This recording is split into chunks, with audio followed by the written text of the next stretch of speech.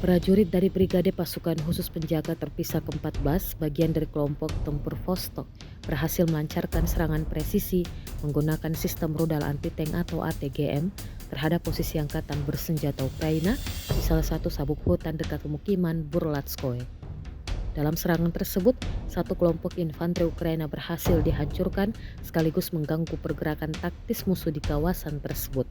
Rekamannya diunggah di Telegram pada Rabu 30 April 2025. Selain itu, pasukan Vostok juga menargetkan dan menghancurkan titik pasukan amunisi Ukraina hingga memutus jalur logistik penting bagi pasukan musuh.